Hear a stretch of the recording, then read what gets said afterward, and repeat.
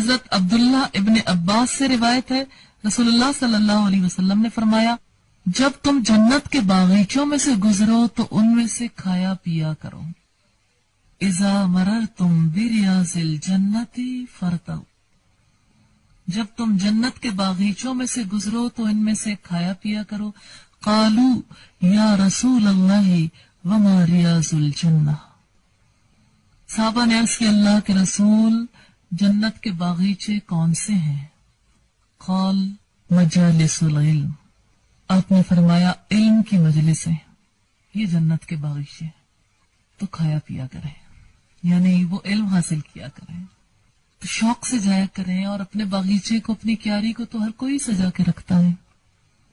ہاں دیکھیں، جس نے بڑی محنت سے اپنی کیاری سجا کے رکھی ہوتی وہ اس میں ٹیشو پیپر کبھی نہیں پھینکتا،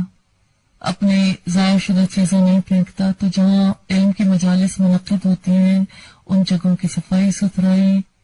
ان جگہوں کی حفاظت، ان کا تقدس، ان کے وقار کا خیال رکھنا، یہ بھی ذمہ داری ہے۔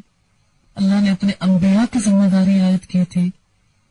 کہ آپ اللہ کی مسجد، اللہ کے گھر کو صاف رکھیں گے،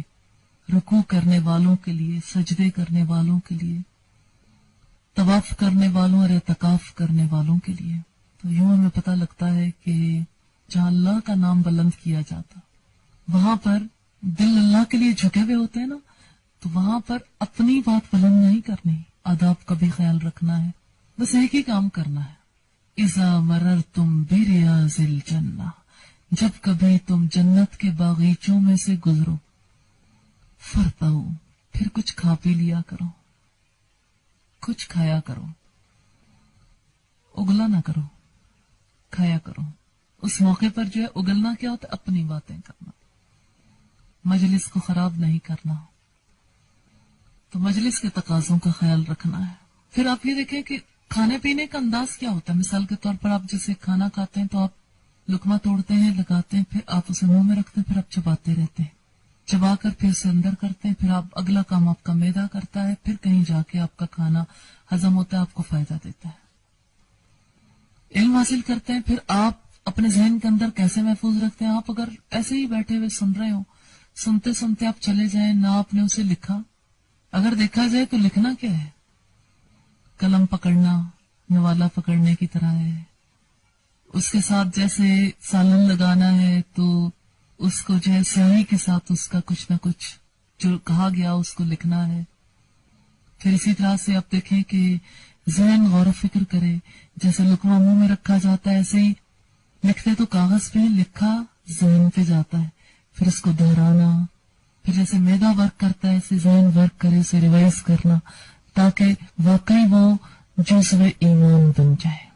ایمان کا حصہ بن جائے۔ ہمارے ہاں علم کی مجلسوں میں لوگ آتے ہیں تو